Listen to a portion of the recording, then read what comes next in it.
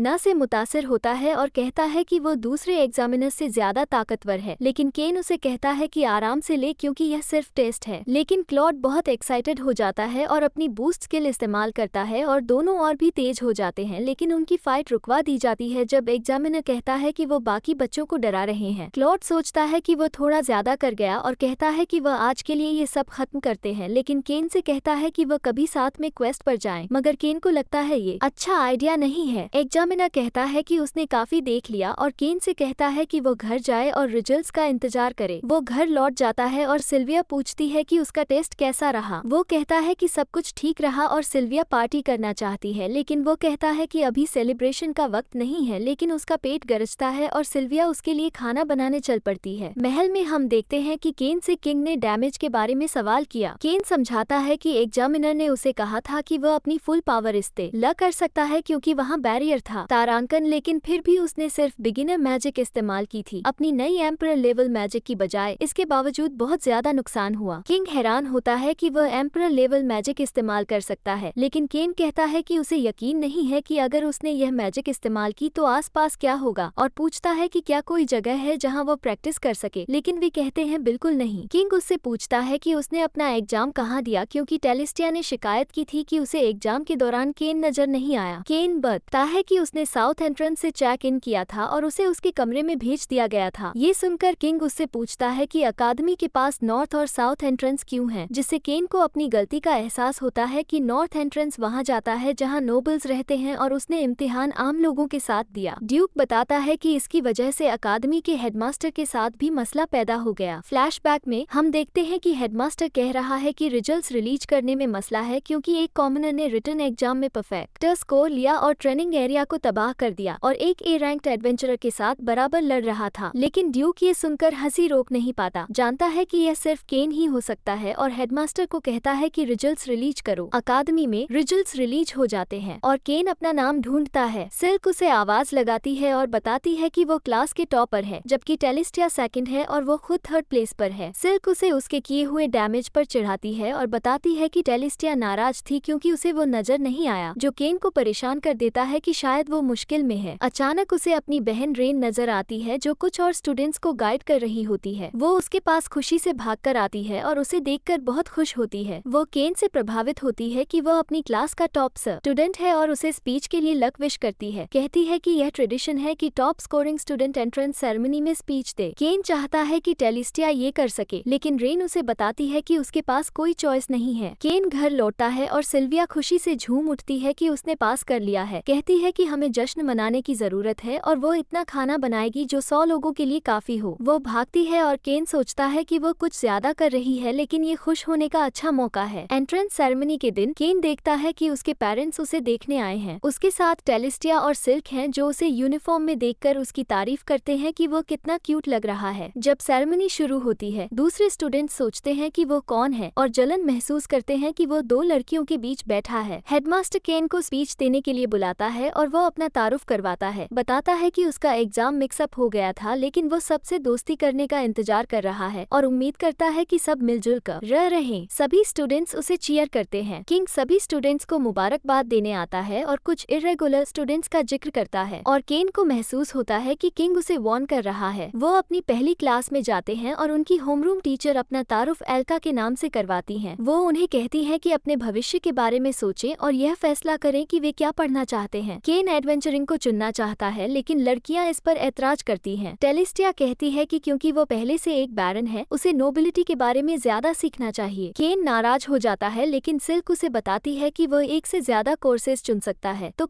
न फैसला करता है कि वो नोबिलिटी, एडवेंचरिंग और मैजिक को चुनेगा। वह पूछता है कि वे क्या चुनेंगी और टेलिस्टिया कहती है कि वह नोबिलिटी और इंटरनल अफेयर्स को चुनेगी। केन सोचता है कि वो इंटरनल अफेयर्स क्यों चुन रही है, लेकिन वो बताती है कि वो भविष्य में उसकी डोमेन को मैनेज करने में मदद करना चाहती है। सिल्क नोबिलिटी और कॉमर्स चुनती है और कहती है कि वो भी उसके लिए भविष्य में मददगार होना चाहती है। जब वे क्लास से निकलते हैं, केन देखता है कि कुछ बुलीज एक लड़की को तंग कर रहे हैं। वो उसकी कान देखकर पहचान लेता है कि यह पार्मा है जो आइटम शॉप में काम करती है। बुलीज अबॉट और उसके दोस्त निकलते हैं और वे उसे बीस्ट होने की वजह से तंग कर रहे हैं और कहते हैं कि वो उनकी क्लास में नहीं रह सकती क्योंकि वे सब नोबल्स हैं। लेकिन केन आगे बढ़कर कहता है कि स्कूल में नोबल्स और कॉमनर्स बराबर हैं। अबॉट को परवाह नहीं होती, लेकिन सिन पहचान लेता है कि वो केन से बात कर रहा है और पहले के एनकाउंटर को याद करता है। लड़क सोचते हैं कि वह एक कॉमनर का साथ क्यों दे रहा है जबकि वो खुद एक नोबल है, लेकिन केन कहता है कि वो बस अपने दोस्त का साथ दे रहा है। अबॉट धमकी देता है कि वो अपने बाप से कहकर पार्मा के परिवार को बर्बाद कर देगा, लेकिन लड़कियां आगे आती हैं और लड़के झुककर माफी मांगते हैं। उन्हें पार्मा से माफी मांगने पर मजबूर किया जाता है और वे जल्दी से चले जाते हैं। पार्मा केन का शुक्रिया अदा करती है, लेकिन लड़कियां फौरन इसके और केन के रिश्ते पर सवाल करने लगती हैं, जिस पर केन झुक जाता है जबकि वे पार्मा से बात करती हैं। उसे लगता है कि वे एक अलायंस बना रही हैं, लेकिन अचानक वह एक आवाज सुनता है जो उसे लाइब्रेरी विजिट करने के लिए कहती है। केन फैसला करता है कि लाइब्रेरी चेक करेगा, लेकिन जैसे ही वो दरवाजा खोलता है, वो एक दूसरी जगह टेलीपोर्ट हो जाता है और एक कमरे में पहुंचता है जहां एक आदमी उससे पूछता है कि क्या वो कॉफी चाहता है। केन उससे पूछता है कि वो कौन है और इस दुनिया में कॉफी कैसे है, लेकिन आदमी कहता है कि वो उसका इंतजार कर रहा था और उसे काजिया बुलाता है जो उसकी पहली जिंदगी का नाम था। आदमी अपना तारुफ यूया के नाम से करवाता है और केन उसे पहचान लेता है कि वो पहला बादशाह है। उसे वो किताब याद आती है जो उसने पढ़ी थी, मगर उसे याद है कि यह 300 साल पहले लिखी गई थी, तो वो सोचता है कि यह भूत है। मगर यूया बस हंसता है और उसे कहता है कि वह अपने स्टेट्स चेक कर सकता है। केन अपनी स्टेटस विंडो खोलता है और हैरान होता है जब देखता है कि उसके पास गॉड ऑफ क्रिएशन का का टाइटल है। यूया वजाहत करता है कि वे दूसरी दुनिया में हैं जो उसने बनाई है, इसलिए उसे खुदा समझा जाता है और वो अपनी शक्ल 300 साल बाद भी वैसी ही रखता है। वो और वजाहत करता है कि उसने जेनोम से बात की थी और दूसरे खुदाओं ने उसे उसकी ट्रेनिंग में मदद करने को कहा। केन सोचता है कि वो पहले ही बहुत ताकतवर है, तो यूया उसे कहता है कि उससे एक बिस्किट ले। केन कोशिश करता है मगर यूया आसानी से रोक देता है और कहता है कि उसे अभी बहुत कुछ सीखना है। केन सोचता है कि उसे ज्यादा ताकतवर होने की जरूरत क्यों है और यूया बयान करता है कि उसे आरोन से लड़ना है जो कि बुरा खुदा है। वो बताता है कि 300 साल पहले आरोन ने दुनिया भर के लोगों को एक दूसरे से लड़वाया और मरवाया अपनी पैगंबरी का इस्तेमाल करके और सबके जहन में नफरत डालकर, मगर उसने अपने साथियों के साथ मिलकर उसे मोहरबंद कर दिया था। मगर मोहर अब ढीली हो गई है और वो जल्द ही वापस जिंदा हो जाएगा। केन पूछता है कि वो फिर से उसे क्यों नहीं मोहरबंद कर सकता, मगर यूया कहता है कि जब से वो खुदा बना है वो सीधा दुनिया में दखलंदाजी नहीं कर सकता जैसे कि दूसरे खुदा। यूया ये भी बताता है कि केन की पहली जिंदगी अहमियत रखती है, मगर वे अचानक समंदर में टेलीपोर्ट हो जाते हैं। यूया उसे एक तलवार देकर कहता है कि वो उसे और बताएगा अगर वो अपनी ट्रेनिंग मुकम्मल कर ले। वो उसे एक कंपास देता है और कहता है कि वो उसे वापस घर ले जाएगा जहाँ वह था। वो कहता है कि लेवल अप करे और कहता है कि उसे कम से कम लेवल 600 तक पहुँचना होगा आरोन का सामना करने के लिए। केन सोचता है कि यह बहुत लंबा सफर होगा क्योंकि वो सिर्फ लेवल 300 के करीब है, तो वो स्कूल मिस करने का सोचता है, मगर यूया उसे कहता है कि इस दुनिया में एक साल दूसरी दुनिया के सिर्फ एक दिन के बराबर है। यूया उसे खुशकिस्मती की दुआ देकर गायब हो जाता है और केन को समझ आता है कि उसके पास कोई और रास्ता नहीं है, तो वो घर वापस जाने के लिए चल पड़ता है। जैसे ही वो जंगल में दाखिल होता है उस पर फौरन जानलेवा मॉन्स्टर्स हमला कर देते हैं। इस दौरान दूसरी दुनिया में टेलिस्टिया और सिल्क केन के मकान का दौरा करते हैं कि वो स्कूल क्यों नहीं गया। सिल्विया भी परेशान होती है, सोचती है कि वो किसी मुसीबत में ना हो, मगर टेलिस्टिया उस पर यकीन रखती है और इंतजार करने का फैसला करती है। हम देखते हैं कि केन एक जानवर के हाथों पकड़ा जाता है और बिल्कुल थक जाता है, मगर वो अपनी मैजिक से उसे उड़ा देता है और जमीन पर गिर जाता है। हमें पता चलता है कि वो जंगल में महीने गुजार चुका है और सोचता है कि क्या वो कभी वापस जा पाएगा। अचानक उसे एक चीख सुनाई देती है और वह अपने इंस्टिंक्ट से उठकर आवाज की तरफ खींचता है और एक जख्मी जानवर को जमीन पर पड़ा देखता है। वो सोचता है कि उसे उसकी तकलीफ से निजात दिला दे, मगर जैसे ही वो ये करने वाला होता है उसे अचानक याद आता है कि वो हमेशा सिर्फ किसी को बचाना चाहता था, तो वो अपनी सारी मैजिक इस्तेमाल करके जानवर को ठीक करने पर मजबूर हो जाता है, मगर इससे वो बेहोश हो जाता है। जानवर उसे दूसरे मॉन्स्टर से बचाता है और जब केन उठता है तो जानवर उस पर छलांग लगाकर उसे चाटने लगता है। केन समझता है कि वो भी अकेला है। केन उसे अपने साथ मिलने को कहता है और उसे हाकू नाम दे देता है। हाकू के साथ मिलकर वह अपनी होश संभालता है, याद रखता है कि वो हार नहीं मान सकता क्योंकि उसे कुछ बचा ना है। कुछ वक्त के बाद वो आखिरकार घर वापस पहुंच जाता है और यूया उसे वापस देखकर वेलकम करता है, कहता है कि वो कितना बड़ा हो गया है। हमें पता चलता है कि 4 साल गुजर चुके हैं। वो हाकू को देखकर हैरान होता है और कहता है कि यह एक पवित्र जानवर है और मशवरा देता है कि वे एक कॉन्ट्रैक्ट बना सकते हैं। केन कोशिश करता है और हाकू गायब हो जाता है, मगर यूया कहता है कि वो अब उसे जब चाहे बुला सकता है। यूया उसे अपने अगले उस्ताद से मिलवाता है, ड्यूरन उसे बताता है कि वो अभी भी काफी मजबूत नहीं है क्योंकि आरोन यूया से भी ज्यादा ताकतवर है, जो उससे भी ज्यादा ताकतवर है, तो केन को पहले उसे हराना होगा। केन अपनी बूस्ट स्किल इस्तेमाल करता है, मगर ड्यूरन उसका हमला बचा लेता है और एक मुक्के से उसे गिरा देता है। जब केन उठता है तो वो पाता है कि ड्यूरन उसे अपने घर ले आया है और उसकी बीवी रूही से मिलाता है। उनका एक पेट ड्रैगन भी है जिसका नाम जिन है और केन उसे देखकर खुश होता है, उसका दोस्त बनना चाहता है, मगर हाकू उस पर छलांग लगाता है और ड्रैगन को पसंद नहीं करता। केन उनके साथ खाना खाता है और रो पड़ता है क्योंकि यह पहली दफा है कि उसे 4 साल में असल खाना मिला है। इस दौरान हम देखते हैं कि टेलिस्टिया और सिल्क बेकिंग कर रहे हैं और वे केन के लिए परेशान हैं। बेकिंग सीख रही है ताकि जब केन वापस आए तो उसे खुश कर सके। केन ड्यूरन के साथ रोजाना लड़ता रहता है और हर रोज मार खाता है। 1 साल तक ट्रेनिंग करने के बाद भी केन हर रोज पीटा जाता है। ड्यूरन सोचता है कि वो आरोन को कैसे हरा पाएगा, लेकिन केन को यूया के साथ हुई बात याद आती है जहाँ वो बताता है कि आरोन पहले दूसरी दुनिया में गॉड ऑफ अम्यूजमेंट था। केन ये सुनकर हैरान होता है कि पहले 8 भगवान होते थे और यूया उसे बताता है कि आरोन ने एक पैगंबर का उपयोग करके सभी को मौत के खेल में मजबूर कर दिया था और अगर वह वापस आया तो मौत का खेल फिर से शुरू हो जाएगा और सभी केन के जानने वाले उसमें फंस जाएंगे। केन इस बात को अपनी ट्रेनिंग का मकसद बनाता है। यूया ये भी वजाहत करता है कि आरोन का उसकी पहली जिंदगी से ताल्लुक क्यों है, क्योंकि आरोन ने उसके वालिदैन को कत्ल किया था। हमें पता चलता है कि उसके वालिदैन साया और मेगामी भी एक कार दुर्घटना में मरे और हीरोज बनाकर इस दुनिया में बुलाए गए थे। खुदाओं ने सीधा दखल नहीं दिया, लेकिन उन तीनों को आरोन को रोकने का जिम्मा जिम्मा दिया। उन्हें एक ऑब दिया जो उसे मुहर बंद कर सकता था। वे आरोन से लड़ते हैं लेकिन वो मेगामी की मैजिक से प्रभावित नहीं होता, तो यूया और साय उस पर तलवार से हमला करते हैं और उसका बाजू काट देते हैं, लेकिन आरोन अपनी मैजिक से जवाब देता है जो आखिरकार मेगामी को मार देती है। साय अपनी अल्टीमेट स्किल का उपयोग करके आरोन पर हमला करता है लेकिन वो छुरी से घायल हो जाता है। फिर भी यूया इस मौके का फायदा उठाता है और उसे मुहर बंद कर देता है, लेकिन इससे साय की जान चली जाती है। केन जब अपने करीबी लोगों को बचाने का सोचता है तो वो डुरन को हरा देता है और आखिरकार अपनी ट्रेनिंग पूरी करता है। केन अपने वालिदैन की कब्र पर जाता है और यूया बताता है कि वे हमेशा उसकी फिक्र करते थे। केन यूया का शुक्रिया अदा करता है कि उसने उसके वालिदैन का ख्याल रखा। यूया उसे बिस्किट दिखाता है जो वो इस बार हासिल कर लेता है और यूया उसके बढ़ने को तस्लीम करता है। यूया उसे कॉफी पीने का मशवरा देता है, मगर केन दूसरी दुनिया में वापस जाने के लिए बेचैन होता है। यूया इशारा करता है कि वो कितना मुख्तलिफ लगता है, मगर अपनी ताकत से अपनी पुरानी शक्ल वापस ले आता है। यूया उसे हाकू का ख्याल रखने के लिए कहता है और डुरन उससे कहता है कि जिनको भी दूसरी दुनिया ले जाए तो केन उसके साथ भी एक कॉन्ट्रैक्ट बना लेता है। केन उन दोनों का शुक्रिया अदा करता है कि उन्होंने उसका ख्याल रखा और वो वापस दूसरी दुनिया जाने की तैयारी करता है, मगर यूया उसे एक तलवार फेंक कर देता है कि उसे बादशाह को दे दे और केन टेलीपोर्ट हो जाता है। वो अपने मकान में वापस आता है और लड़कियां उसे देखकर बहुत खुश होती हैं। वो उनसे माफी मांगता है कि उन्होंने उन्हें फिक्र में डाला, मगर टेलेस्ट्रा कहती है कि उन्हें यकीन था कि वो वापस आएगा, तो उन्होंने उसके लिए कुकीज बनाना भी सीखा जब वो वापस आए। वे उसे वेलकम करते हैं और केन उनका शुक्रिया अदा करता है कि वे उसकी जिंदगी में हैं। जब वो कुकीज खा रहा होता है, केन बादशाह से मिलता है और बताता है कि उसकी मुलाकात यूया से दूसरी दुनिया में हुई थी। बादशाह को यकीन करना मुश्किल होता है, मगर जब केन वो तलवार दिखाता है जो यूया ने दी थी तो वो फौरन पहचान लेते हैं और उसकी कहानी पर यकीन करते हैं। बादशाह मिलिया के लिए एक खत पढ़ता है और पता चलता है कि केन की ट्रेनिंग उसने की थी। केन अपनी सख्त ट्रेनिंग के बारे में बताता है कि कैसे उसे जंगल में जंगली मॉन्स्टर्स के साथ छोड़ दिया गया था और कैसे उसे हर रोज मारा जाता था 5 साल तक। बादशाह हैरान होता है कि उसने 5 साल कैसे ट्रेनिंग की, मगर ड्यूक उसे हमेशा की तरह दिलचस्प पाता है। ड्यूक जिक्र करता है कि जब वो गया हुआ था तो गिल्ड उसे ढूंढ रही थी क्योंकि उसने जब से रैंक हासिल किया था तब से कोई क्वेस्ट नहीं लिया, तो हो सकता है कि वे उसका रजिस्ट्रेशन कैंसिल कर दें। केन ये सुनकर परेशान हो जाता है और फौरन गिल्ड की तरफ जाता है। वो गिल्ड मास्टर से मिलता है और पूछता है कि क्या हो रहा है, और मास्टर वजाहत करता है कि जब उसे रैंक दिया गया था तो उसे कुछ बैंडिट्स को मार गिराने का काम दिया गया था। केन बताता है कि वो अकादमी में मसरूफ रहा है, मगर मास्टर उसे बताता है कि उसे क्वेस्ट मुकम्मल करने के लिए एक वक्त का पाबंद है, वरना उसका रजिस्ट्रेशन कैंसिल हो जाएगा। ये सुनकर केन के पास कोई और रास्ता नहीं होता और वो फौरन इसे कबूल कर लेता है। मास्टर उसे बताता है कि एक ग्रुप ऑफ बैंडिट्स हैं जो कैपिटल के रास्ते पर मसला पैदा कर रहे हैं। वो बताता है कि ग्रुप में लगभग 10 बैंडिट्स हैं, मगर उसे लगता है कि केन को कोई मसला नहीं होगा क्योंकि वो शहर का सबसे ताकतवर शख्स है। केन फौरन रोड पर टेलीपोर्ट करता है और फ्लाई स्पेल कास्ट करता है ताकि वो बैंडिट्स को ऊपर से देख सके। उसे बैंडिट्स दिखाई देते हैं जो एक कैरेज लूटने की कोशिश कर रहे होते हैं, तो वो फौरन मदद करने के लिए जाता है, मगर जल्द ही उसे पता चलता है कि उसकी ट्यूटर्स नीना और मेली कैरेज को एस्कॉर्ट कर रहे हैं और उनका क्लाइंट परमा का वालिद है। वो देखता है कि मेली घायल है तो वो फौरन अपनी मैजिक से उसे हील करता है। बैंडिट्स सोचते हैं कि वो सिर्फ एक बच्चा है और उसे गलत समझते हैं और हंसना शुरू कर देते हैं, मगर केन तैयार होता है कि उन्हें मेली को चोट पहुंचाने का सबक सिखाए। बैंडिट्स उस पर हमला करते हैं, मगर वो आसानी से उन्हें हरा देता है बिना ज्यादा जोर लगाए। उनमें से एक उस पर छलांग लगाता है, मगर केन उसे उड़ा देता है। वो बाकी सबको भी गिराता है और कहता है कि अपनी ताकत को रोकना कितना मुश्किल होता है, मगर लड़कियां सोचती हैं कि वो बहुत ज्यादा ताकतवर है। सब बैंडिट्स को पकड़ लिया जाता है और मेली हैरान होती है कि वो अचानक क्यों आ गया। वो वजाहत करता है कि वो सिर्फ एक सब्जुगेशन क्वेस्ट पर था, मगर लड़कियां ये सुनकर हैरान हो जाती हैं क्योंकि सब्जुगेशन क्वेस्ट सिर्फ सी रैंक एडवेंचरर्स और उनसे ऊपर के लिए होती हैं और उसे तो अभी बस रजिस्टर करना चाहिए था। केन बताता है कि वो पहले ही रैंक है और लड़कियां ये सुनकर हैरान हो जाती हैं कि उसने सीधे सी और बी रैंक को स्किप कर दिया। बैंडिट्स को कैच में डालकर शहर वापस ले जाया जाता है और ग्रुप तामानी की आइटम शॉप जाता है ताकि परमा के बाप को छोड़ सके। परमा अपने बाप को देखने के लिए बाहर आती है और केन को देखकर खुश होती है। वो बैंडिट्स देखकर हैरान होती है और सोचती है कि आज उनका स्कूल से डे ऑफ है, मगर फिर भी वो इतनी मेहनत कर रहा है। उसे लगता है कि वो बैरन होने के नाते भी व्यस्त होगा और मेनली उसकी प्रमोशन देखकर हैरान होती है। सोचती है कि क्या उसे उसके साथ ज्यादा औपचारिक होना चाहिए, लेकिन केन उन्हें बताता है कि वो हमेशा उन्हें अपना मास्टर समझेगा और वे बस उसका नाम ले सकती हैं। मेनली सोचती है कि वो कितना बड़ा हो गया है, लगता है कि अब वो एक एडल्ट है, लेकिन केन फिसलता है और कहता है कि उसे गिल्ड में रिपोर्ट करने के लिए वापस जाना है और भाग जाता है। लेकिन लड़कियां उसके पीछे भागती हैं। केन अपना क्वेस्ट टर्न इन करता है और टिया हैरान होती है कि वह पहले ही खत्म कर चुका है। वो गिल्ड मास्टर को बताने ही वाली होती है कि कुछ एडवेंचरर्स दो लड़कियों को हैरास करने लगते हैं। लड़कियां उन्हें इग्नोर करने की कोशिश करती हैं और एक आदमी मेनली को पकड़ने की कोशिश करता है, लेकिन केन उसे रोक लेता है। आदमी उसे पहचान लेता है और अपनी पिछली मुलाकात याद करके डर के मारे गिर जाते हैं। क्लॉड आता है और पूछता है कि क्या शोर शराबा हो रहा है और केन को देखकर खुश होता है। ठग भाग जाते हैं और क्लॉड हैरान होता है मेनली को देखकर। ये बताता है कि वो असल में उसकी छोटी बहन है। केन इस इत्तेफाक पर यकीन नहीं कर पाता और ग्रुप साथ बैठकर ड्रिंक्स लेता है। क्लॉड पूछता है कि वे साथ क्या कर रहे थे और मेनली समझाती है कि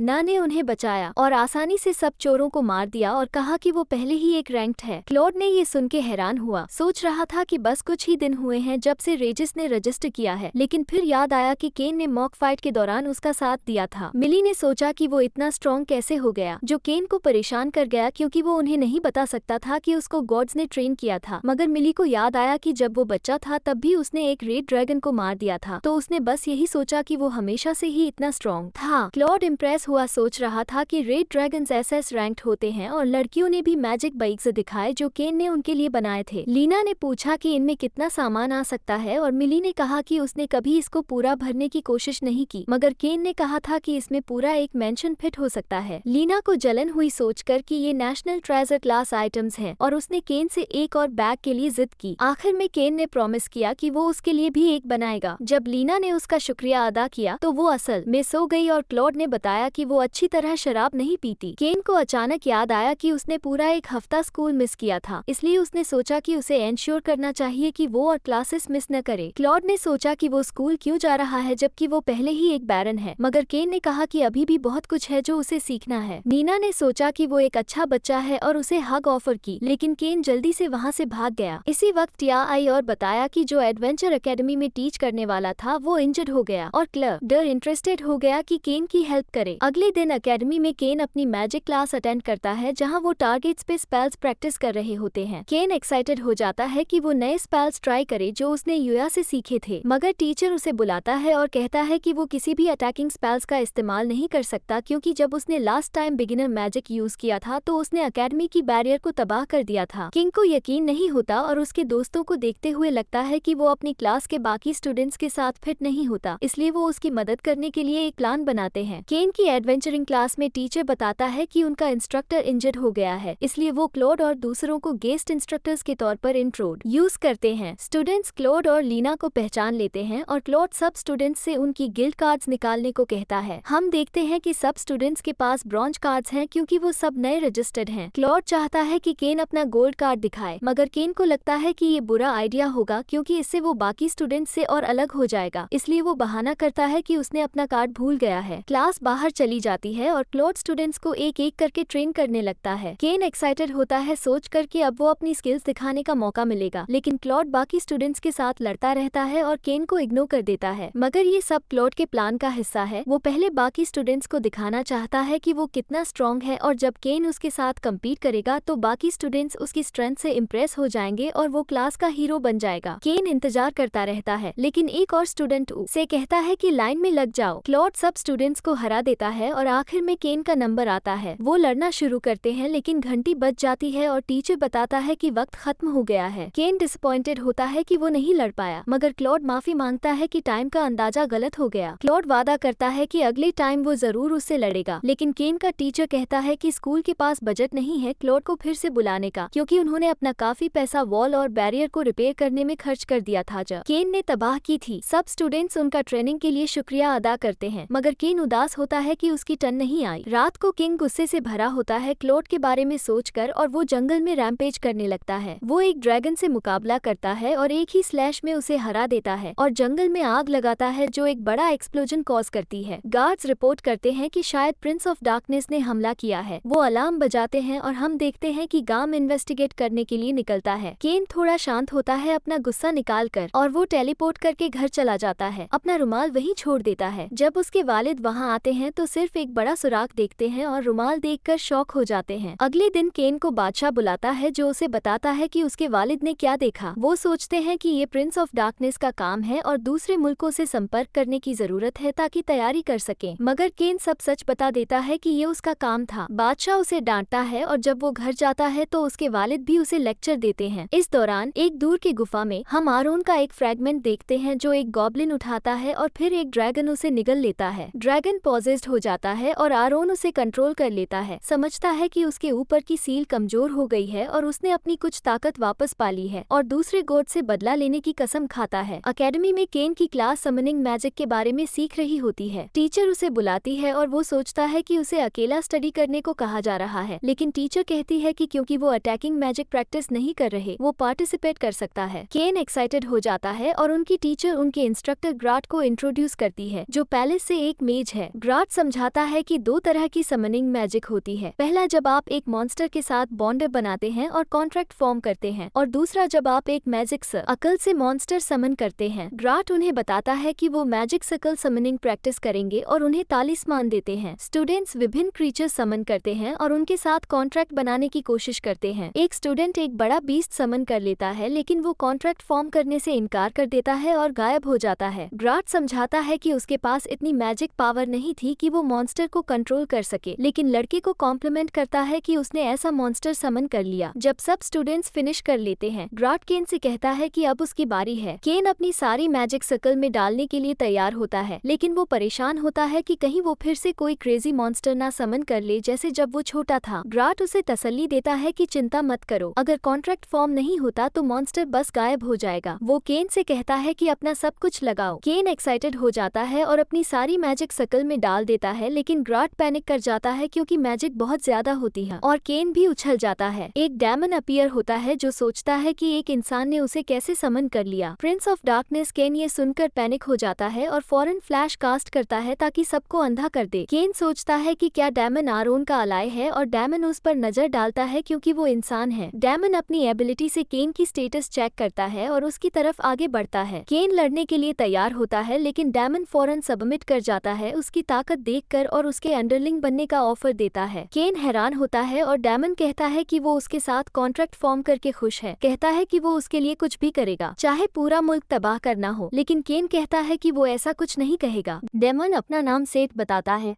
प्रिंस ऑफ डार्कनेस, और कहता है कि केन उसे समन कर सकता है जब भी वो चाहे। डेमन गायब हो जाता है और ग्रेट पूछता है उस डेमन के बारे में जो समन हुआ था, लेकिन केन कह देता है कि वो कॉन्ट्रैक्ट फॉर्म नहीं कर पाया और डेमन बस गायब हो गया। ग्रेट उसकी कहानी मान लेता है और केन रिलीव्ड होता है कि वो इस इंसिडेंट को कवर कर पाया, लेकिन ग्रेट इस इंसिडेंट की रिपोर्ट किंग को कर देता है। किंग केन से इंटेरोगेशन करता है और केन को मजबूरन मानना पड़ता है कि उसने प्रिंस ऑफ डार्कनेस को समन किया था, जो सुनकर सब फ्रीक आउट हो जाते हैं क्योंकि अगर वो रैम्पेज पर चला जाए तो कैपिटल को पलक झपकने में तबाह कर सकता है। केन माफी मांगता है और कहता है कि उसने बस अपनी मैजिक सर्कल में डाल दी थी। ग्रेट सोचता है कि उसके पास कितनी मैजिक होगी जो वो प्रिंस ऑफ डार्कनेस को समन कर पाया। किंग सोचता है कि यह शायद पहले किंग से ट्रेनिंग लेने की वजह से है। किंग उसे कहता है कि वो केन का स्टेटस देखना चाहता है और ग्रेट को वार्न करता है कि जो भी वो देखे उसके बारे में किसी से बात न करे। केन अपना स्टेटस विंडो खोलता है और वो सब शॉक हो जाते हैं देखकर कि अब उसके पास डेमीगॉड का टाइटल है और उसका स्टेटस अमेजरेबल हो गया है। किंग सोचता है ये क्या हो रहा है और ग्रेट उसे गॉड कहकर बाव कर लेता है। ड्यूक सोचता है कि उन्हें उसे मास्टर बुलाना चाहिए और किंग परेशान होता है कि उसके पास दुनिया को तबाह करने की ताकत है। केन कहता है कि उसका ऐसा कुछ करने का इरादा नहीं है और उन्हें बस उसे वैसे ही ट्रीट करने को कहता है जैसे वो पहले करते थे।